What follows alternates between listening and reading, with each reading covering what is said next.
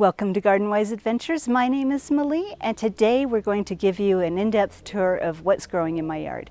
Now recently I just did a tour of all the edibles that I planted in my landscape, so I might try to just kind of not focus on those as much as the other stuff that I haven't covered. Now I did do a garden tour beginning of April, and this is the middle of May. There's a lot more things blooming, and I've also finished my front yard redo, so I kind of wanted to show you what that looks like. So let's get started here in my backyard, and I'm going to show you my jujube tree first. Now if I hadn't had this jujube for like 12 years or so, I would really start to worry about this. This is the second week in May, and it looks like it's absolutely not leafing out. But if you look carefully, it is. Now it's really hard to get these to focus, but this is a bud right here, and it is swollen out quite far. What this means is it's about ready to leaf out, as you can tell with this bud right here. Now I hope it's focusing because I can't see anything in my screen right now, but I will take a picture just in case it's not focusing. So it has just barely started to leaf out. It's leafed out more at the top, and this is just what jujubes do. They do not leaf out until all possibility of frost is past. So I'm really excited and looking forward to a good harvest of jujubes. Now I have several different jujube videos, and I will probably link those above just so that you can see. Behind those we've got the service berries, and we're going to get a huge crop of service berries. Look how many there are. They are absolutely gorgeous. And I really hope this is focusing because it doesn't look like it's focusing, and it might just be my eyes. But the flowers were gorgeous this spring. The autumn foliage is gorgeous. These are my service berries.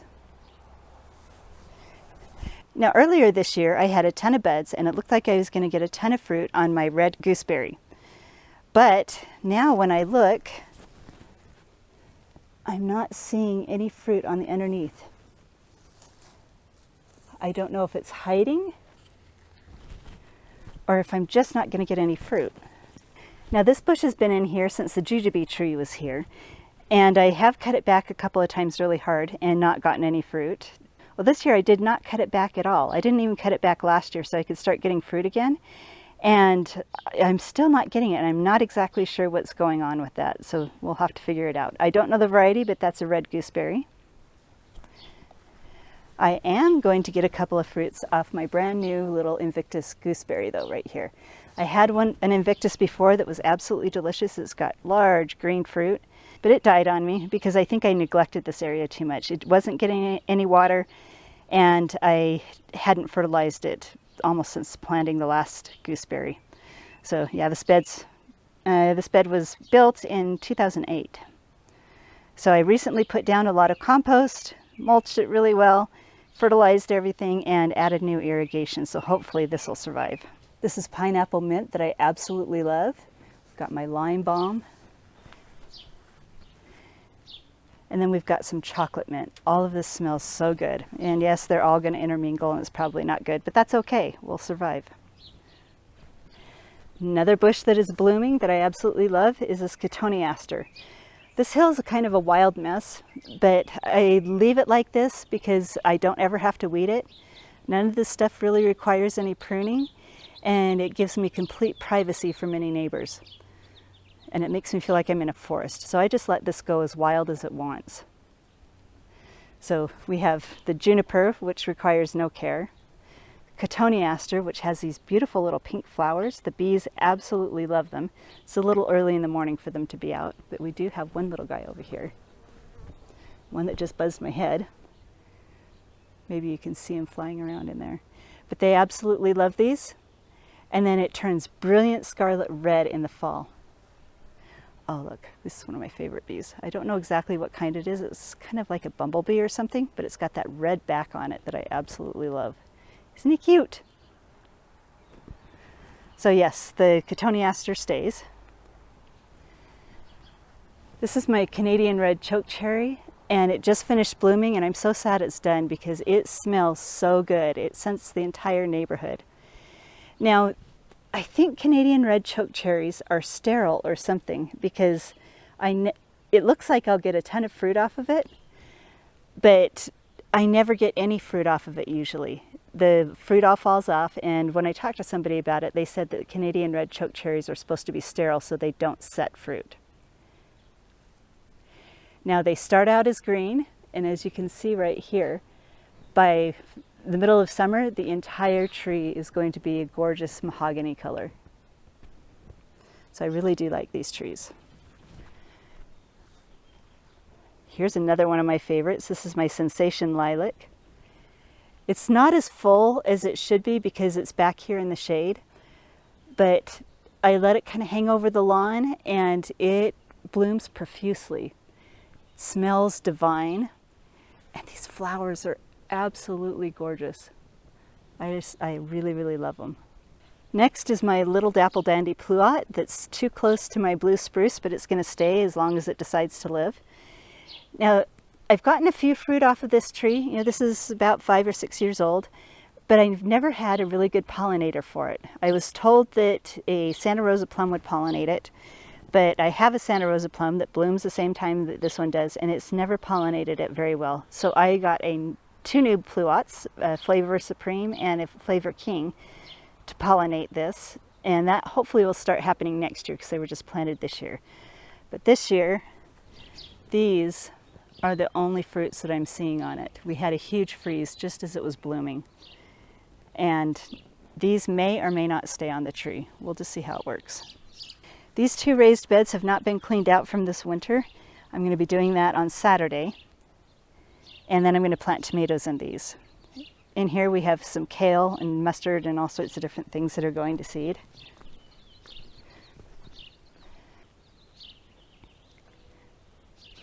We've got my Vijaya Raised Bed, which I'm actually an affiliate now for, and I will put a link down at the bottom for their website and for a 10% off coupon so you can see what these look like. I absolutely love them. And this bed is going to be dedicated to sunchokes, but until those fill in, I'm going to actually put some squash in here also. This is my Dave Wilson backyard orcharding fruit tree grouping. So I have a pear and 2 apples that are just producing out of control already. Look at how many pears we have. Saturday I'm going to go through and put organza bags over all of these and thin them out. We've got tons of apples in here. I'm really excited. My apple trees heavily alternate bear. I get almost no fruit every other year, but this is the year we're going to get a lot of apples. So like I said, we'll put organza bags over those and be excited for a good harvest. Here's my Columnar Apples. These are brand new this year. This one right here is a North Pole. This one's a Scarlet Sentinel, both bought from different places. This was bought from a local nursery, and I bought this one online. And they're both developing fruit. I'm going to take off all but probably 1 or 2 off of this one, and either all of them or maybe leave 1 apple on the Scarlet Sentinel, because they do need to get settled in and develop roots before they try to ripen all of this fruit. But I'm really excited. We'll see how these go. And I also planted these in the Dave Wilson backyard orcharding method, where you put 2 trees in 1 hole to save space. And I'm doing a video series on that, and we'll link at the top a video that I did when I planted my pluots. And that video will go over that method. This is my Kazaki pomegranate, and it is actually coming out of dormancy. So it survived the winter. I'm really excited. That's a hard-seeded, hardy pomegranate. This is I think it's a Rouge de Bordeaux or something like that. Another name for it, they call it Negrone. But this is a fig. It has not come out of dormancy yet. It's still a little cold. There's a couple of other ones that haven't come out of dormancy, and it's still green. The bark is still green underneath. So we're gonna just wait and see until the end of the year and see if it comes out of dormancy. I'm really hoping it does, because it's supposed to be excellent fruit. This little guy is a Chicago Hardy that a friend grew from a ketting for me. And as you can see, it's actually just starting to come out of dormancy. So I'm excited about that one. But then if you compare this one, this was supposed to be an improved Celeste, but I've had people tell me after looking at the leaves that it is definitely not an improved Celeste, it's something else. So we're going to see if it develops fruit this year and figure out what it is, but it's coming out of dormancy really nicely. We've got a lot of new growth points on it, so I'm excited about this fig. My Nikita's Gift Persimmon is coming out of dormancy beautifully. It was not protected last winter. I did protect the roots by putting bags of leaves around the base just in case it got cold enough to freeze it, but it's coming out of dormancy beautifully. Unfortunately though, my other persimmon, the Giro, died. So I do have one that I've ordered that I'm waiting to be delivered, another Giro. This is a new one that's really a lot of fun. There's 4 of them, 4 different varieties of Arctic raspberries. They're a ground cover raspberry. We've got a little bud, and I'll put a picture up right now to show you what the flowers look like. They're absolutely gorgeous, and possibly a little fruit forming. So these are edible raspberries that are ground covers. And we're just testing them out to see how well they do here. They're extremely hardy. I just don't know about the acidity of the soil and if it's good enough for them. But they seem to be doing well so far. This is a failure area over here. I had some hardy bananas that I heavily protected. The thing with hardy bananas, they say, to get them to survive in cold winters is not to let them get wet over the winter or else they'll rot. And that's exactly what happened. I could not keep them dry and they rotted. So I dug those out and decided we're not going to try that anymore. What we're going to do instead is the Sherbet of Currants. Now this one is a pink champagne currant that I just planted that's coming out of dormancy. And then over here, there's nothing here, but I'm looking for a really good white currant variety to put here. And that's going to go along with my Jostaberry that's right here. It's looking good.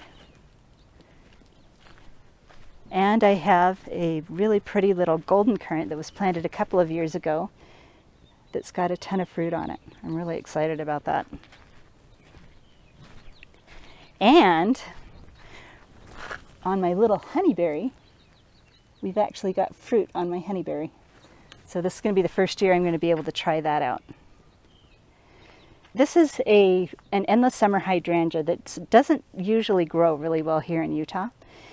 But I've had a lot of success with it blooming and doing beautifully until about 4 years ago. You know, I planted these also in 2008, and they did well until 4 years ago. And 4 years ago, we started getting really early fall freezes and then really late spring freezes. And those seem to have set these back pretty far. But this year I covered them for the late spring freezes and they seem to be coming back beautifully. So I have one here.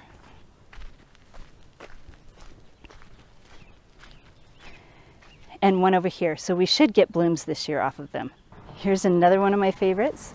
This is the Jack Frost Brunera. Brunera, I don't know how to pronounce it. And look at the color of these flowers. And then look at the leaves. I absolutely love it. So spring, you get this cloud of blue over the top. I cut these back when they're done, and then the leaves get huge and they stay that beautiful variegated color. So this is beautiful until it gets killed off by the fall frost. Got some little hostas here that are coming up. And for the first time ever, 4 tries in, we're finally getting my Japanese forest grass to come back in the spring. So yeah, I've loved it so much, I've planted it 4 times. And now it's finally paid off. So there's one there. And one here, which makes me really, really happy. The strawberries that I did a video of just recently are all coming in. So this is going to be lined with strawberries. And a sea kale. This is absolutely delicious. It's a kind of like a hardy kale that just continues to come back. And it seems to be doing really well this year, so I'm really excited about that one. So the first raspberry that I showed you was an Aurora. This one's a blue banana, and we've just got 2 fruit on it for me to try. I'm really excited about that. I didn't think I was going to get fruit off that this year, but it's looking really good. This is my Flavor King and Flavor Supreme Pluot, using the Dave Wilson backyard orcharding method of planting 2 in 1 hole. that will pollinate each other, and also cutting them back with the Grow a Little Fruit Tree method. And I'll link that video up on the top. And we're going to create a summer pruning video to show you. But we've got a lot of good new growth on these. So what we do with this new growth is choose the ones that we want, and we're going in June, we're going to cut back. Well, maybe it'll be a little bit later because the growth is a little bit slower than I'd hoped. But June or July, we're going to cut it back by half until it gets the height that we want, and then we'll just keep it that height. And I think we'll keep these probably about 5 feet high. At the same time that I planted my pluots, I cut back my Asian pear. Now, I planted this Asian pear 2 years ago, and the caliper was pretty thick, and I was a little worried about cutting it back. At first, I was going to let this tree grow tall, but I decided I wanted to also keep this one shorter. And it's paying off because we're getting heavy new growth in here, really good new growth. So we're going to be able to choose our scaffolding branches from those. The triple crown blackberries that I planted are doing well, and we're going to do another video here shortly on how I'm going to build a cage for them to keep them out of my path. This is a brand new Parfianca Pomegranate. Now this one did not overwinter. This one is one that I just purchased this spring, so it's looking good. Now the Parfianca is also a hardy pomegranate, maybe not as hardy as the Slovatsky and the Kozaki that I have, but it is hardy and it's soft seeded and supposedly very delicious, so we're going to try that out. Now, because I want to be honest with everybody and show everybody the good and the bad, here is the bad. These are my seedling pawpaws that I had out on my deck for like a month. They had gone through freezing weather. They had done really, really well. And so I thought, okay, we're going to be fine. I can plant these out in the landscape. So I planted them, and we got into the 20s, which I wasn't worried about, but it must have gotten colder down here because now we have severe frost damage on all of them. So there's one. I'm doing the Dave Wilson Orchard Backyard Orcharding method. 1, 2. These are the ones grown from seeds from my own pawpaw tree. And then this one right here was one that a friend grew that I overwintered. They're still green. I don't know if they're going to live though. So we're just going to hope and pray that they're okay. And this white lilac for some reason did not bloom that well this year, but it's also got a lot more new growth on it than it has had in the past. So maybe that's the reason. It's not been pruned, so I didn't prune off the flowers. The flowers, when it does flower, it's usually covered with these white lilacs, and they're absolutely gorgeous. I love this plant. So it's staying. It'll just have to fill in this area. Strawberries are doing really well. We've pruned our grapevines. It's kind of hard to see past my hoop houses. And this is one of the reasons why I decided to get more beds. I am going to get 1 or 2 more Vegega garden beds, because every single bed on this hill is completely full, and I've started just jamming everything I could think of into this spot. I've got mesclun and lettuce. I've got little tiny carrots that are coming in down here. I've scattered in some beets. We've got all of my peas. This right here is a hardy green onion that I absolutely love. I got this from my ex-mother-in-law, and I actually didn't think they flowered, but look, it is going to flower. There's only one flower on it there. These are not chives. They are green onions, and they stay green most of the year. So I like having those. They don't die back, and they just keep coming back over and over. I've got some leftover garlic. I've got some radishes that are just about ready to be picked, some of them. So as you can see, this is just like this mishmash of everything I can think of to shove in here, and none of it's going to do really well. So I definitely need more garden beds. These are my ever-bearing raspberries. We're going to get a good spring harvest.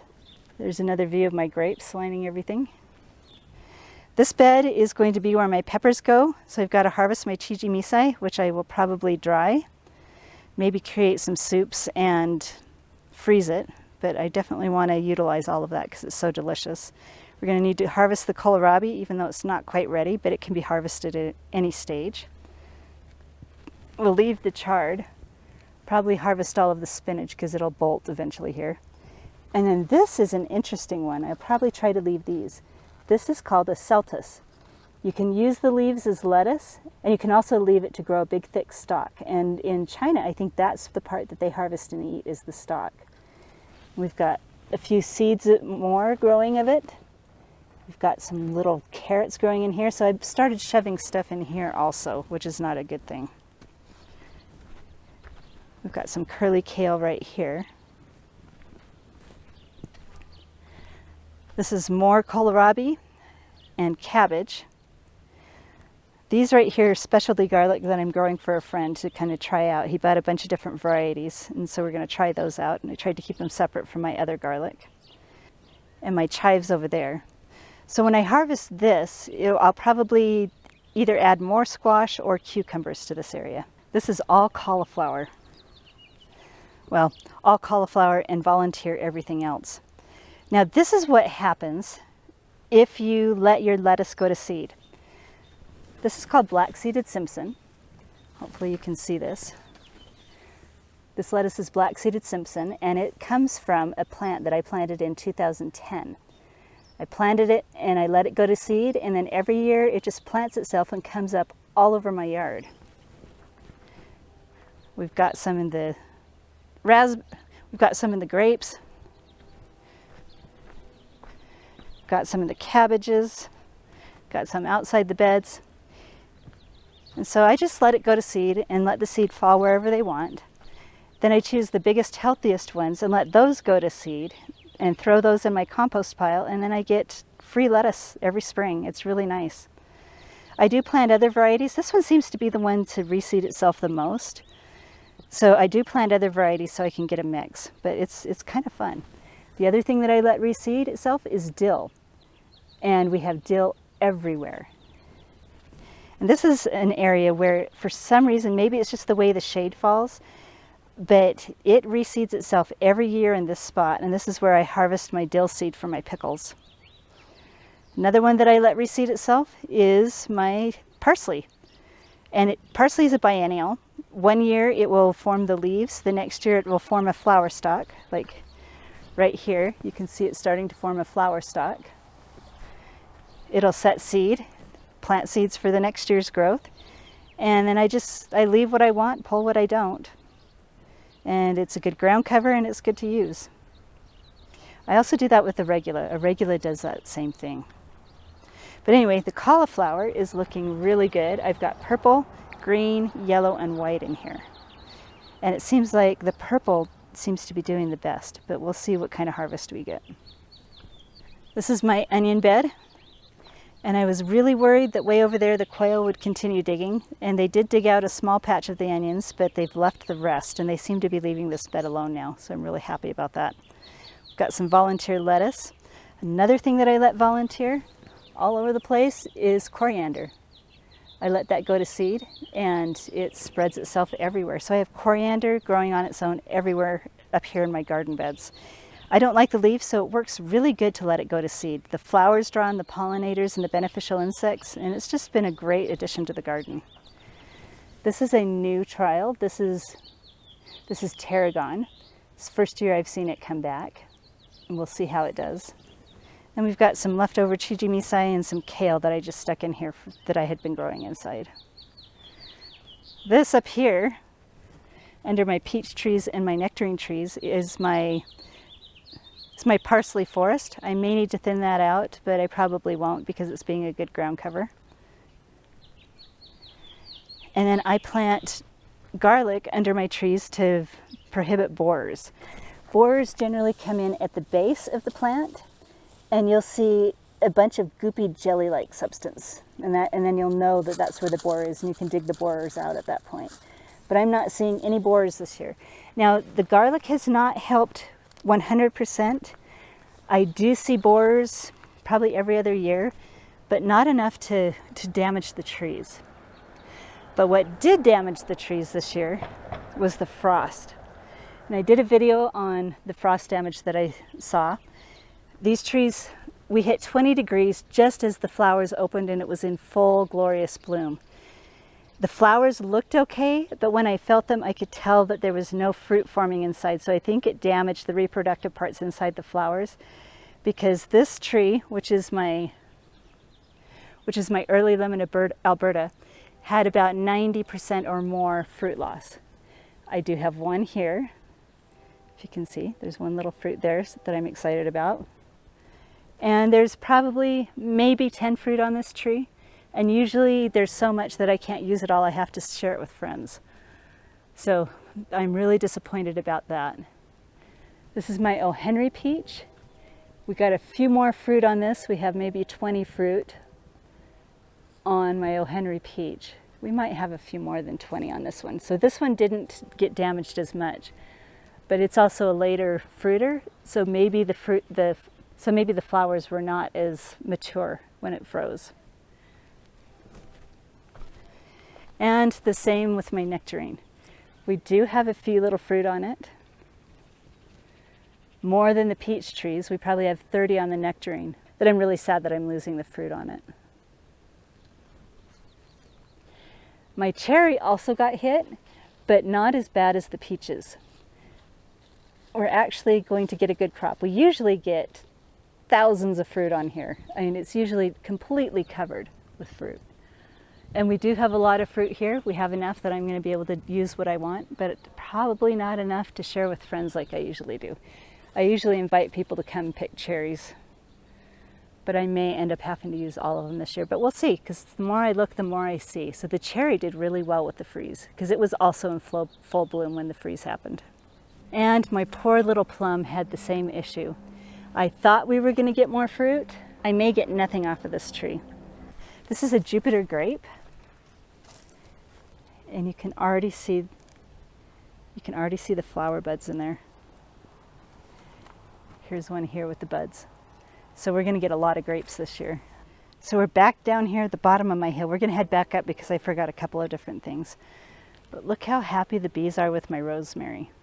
This rosemary was also planted in 2008, and it's only died back one winter. The thing that I figured out that I need to do with this plant is I need to keep it watered so it doesn't die back if the winters are dry. We do every year get a little bit of tip damage, as you can see right there.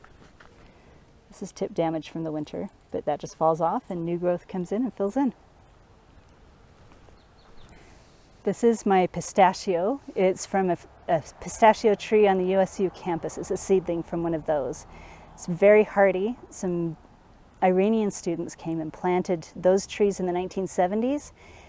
They've grown without irrigation, without fertilizer, and just without any care. So they're on the USU campus here in Utah. And I had a friend start a couple of seedlings for me, and here's one of them. Trying to replicate what has been happening on the USU campus with the trees there. And we've gotten slow growth, but it hasn't died. So it's going to be okay. Now, this is another one of my favorite areas. This is where all my tree peonies are. We have a brand new red one right over there that hasn't flowered this year. It's not going to flower this year. It'll probably flower next year. It's still getting settled. It was planted last spring. But this one was also planted in 2008 or 2009. And look how gorgeous it is. We've got buds all over it, and this is a really happy one. I'm not sure of either variety, but I think they're gorgeous. There's my hand for comparison. Look how beautiful that is. Now I just finished redoing my front yard. Took out all the grass. We're having a serious drought here in the state of Utah. And I wanted to kind of see what we could do with making this beautiful and ornamental. We have quite a few edibles in here. And I want to be able to see how little water I can use. So I wanted to show you a little bit about what I did there. Now I did another video that really covers how I use edibles as ornamentals, so we'll try not to focus as much on that, but as you can see already through this video, the edibles are my favorite. But this right here, there's no edibles in this area, but this is one of my favorite combinations. We've got my dark purple lilac. Let's show you the flowers here. Look how beautiful that color is. I love these dark purple lilacs. And I love how they're playing off my lemony lace elderberry. So that was just barely transplanted from the other side of my yard. So once that fills in, it'll get 4x4. So it'll fill in that whole little area open area in the lilac right there. and we'll play off the purple. I think that's gorgeous. Then we've got some white variegated iris that I really love that also will give contrast. On the other side, back there, we have a switchgrass that will turn red in the fall, along with the Glow Girl Spirea, which will also turn red in the fall. And then we've got a little evergreen germander that in the summer will bloom pink. So I'm hoping this area, I mean all of my yard obviously, but I really tried to plan for a lot of color right through here, because this is my little seeding area. We've got some new pots. We've got my green stock that's doing well. I've done a video on green stock planters, and I'm going to do another one, so I'll link that up above so you can just see what that is. We've got lettuce and strawberries and pansies in here, and as each one of these gets used up and dies back, we'll replace it with something else. Got a little fig tree down here that will fill in and grow up and provide a little bit of shade and privacy for this area. My yellow horn seedling right there, that's going to grow into a larger tree, probably a 15 to 20 foot tree, which will shade this area, which will mean we need to maybe switch out some of the plants here later on. But that's going to be a few years before that gets big. Gorgeous flowers and edible nuts. And then I just tried to incorporate different bloom times throughout the year. We've got yarrow ready to bloom. We've got lavender that'll bloom in the summer. We've got my Little Devil 9 bark that will provide year-round color with the mahogany leaves. We're incorporating the fescue, blue fescue, right next to my dark purple sedum. This will be a fall bloomer. We've got a variegated edible thyme, which I think is really quite pretty. When that fills in, it'll be really pretty. More grass. This is what the new growth on Glow Girl Spirea looks like, and then as I said, it turns beautiful colors in the fall. Purples, reds, oranges. We've got strawberries. We've got penstemon for the hummingbirds. So we've just got a lot of different things in here. I'm hoping for different blooms all throughout the season, or foliage color that'll carry you through. This right here is my hazelnut, so this should get big, and then we'll have to change out this area as it fills in and shades things out. My daffodils were in the shade over here, so they're in full glorious bloom still. So that has extended my season of daffodils, which makes me really happy. They're so pretty.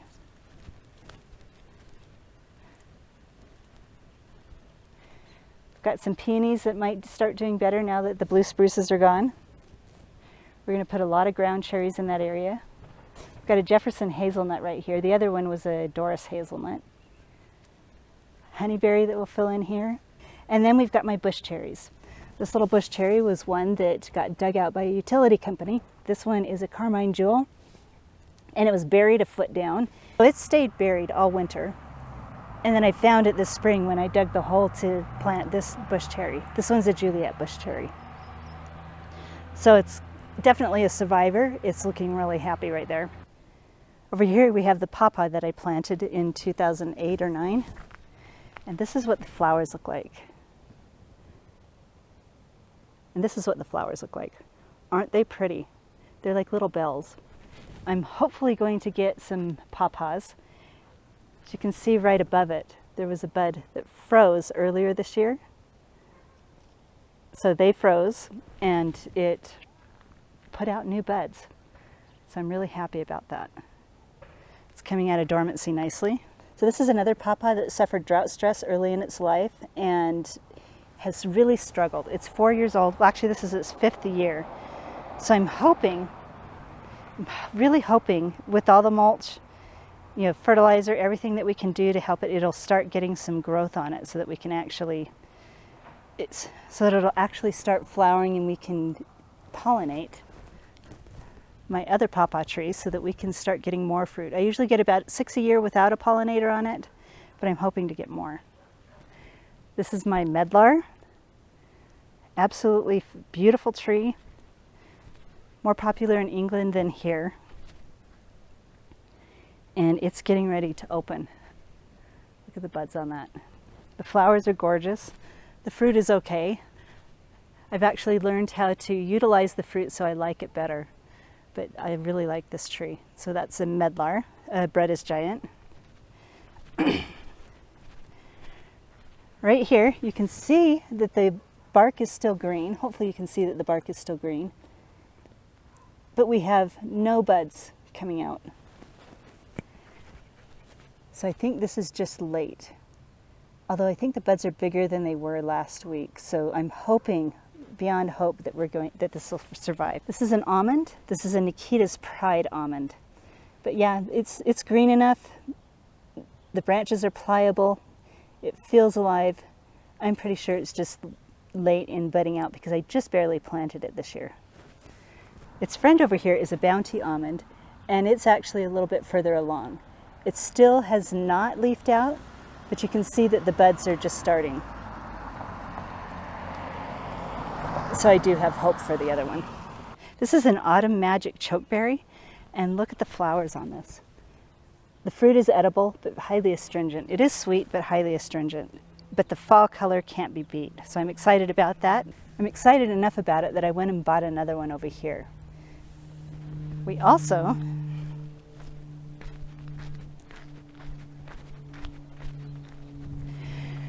decided to try a different variety that is absolutely gorgeous. This is a groundhog chokeberry.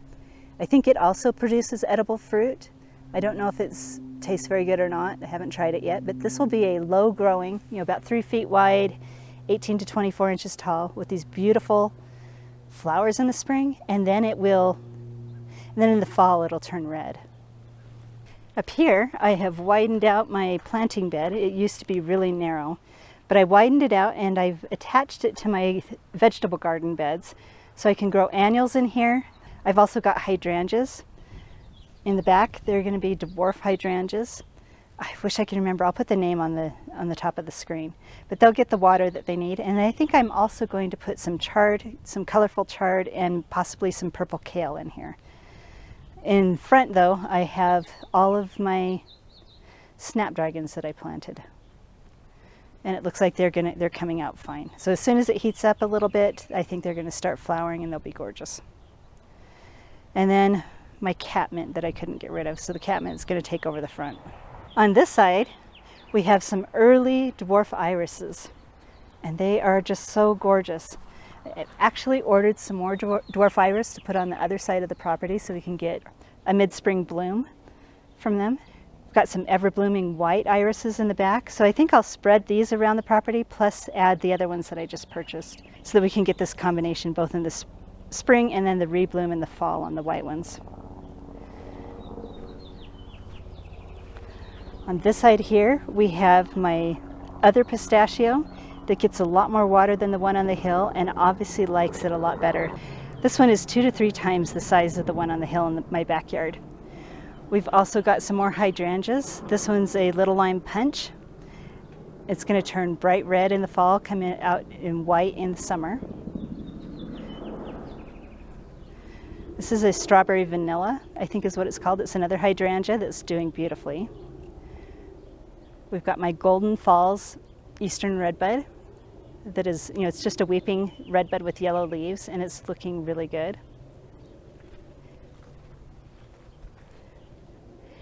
And my Vitex Agnes Castus, or chasteberry tree, is starting to come out of dormancy. This is one of my favorite trees. I'll see if I can post a picture of it up on top, but this is a tree that blooms with beautiful blue blooms. It starts in the summer and it goes almost all the way to the fall. They're the shape of butterfly bush, and the butterflies, the bees, everything loves it, including me. So I'm really excited this one's coming back. This is a Shoals Creek. It's one of the hardier varieties. Average height is 12 feet. I'm going to try and keep it around 8 to 10 feet tall and wide. Got another Amber Jubilee 9-bark. And this is a fun one. This is a Hypericum, and I don't know if I said that correctly. Another name for it is St. John's wort, but it's got this gorgeous mahogany colored leaf, bright yellow flowers, and then red berries. So they all contrast each other. It forms the berries at the same time as it's flowering, and it'll flower most of the season. So it's really pretty.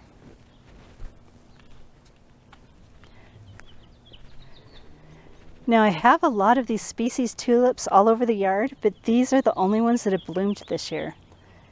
I mean, I have another batch over here. I'm not seeing any blooms come out of it. They did bloom last year. Another one right here. No blooms for this year. I'm not quite sure what happened.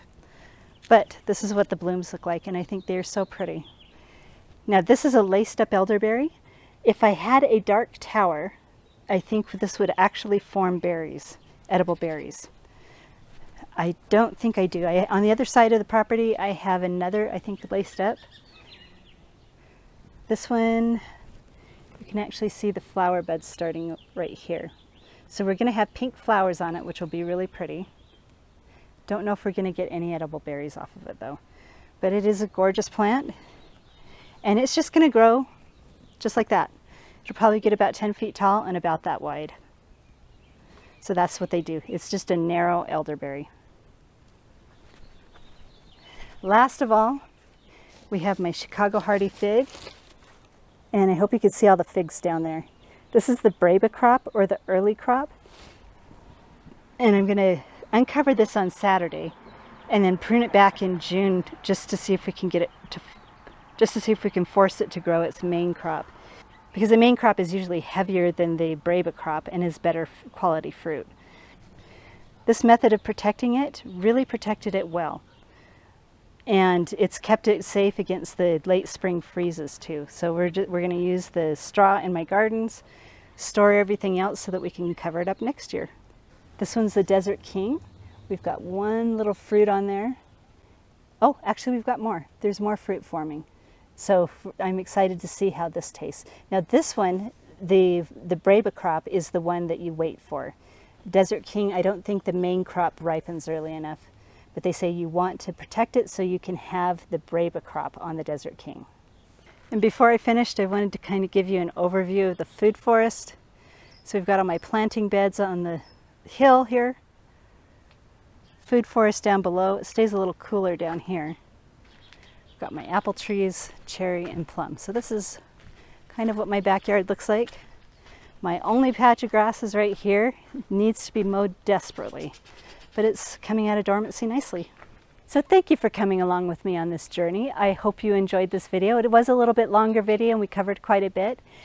But if you do enjoy my videos, please like and subscribe, share them with your friends, and go have a wonderful garden adventure.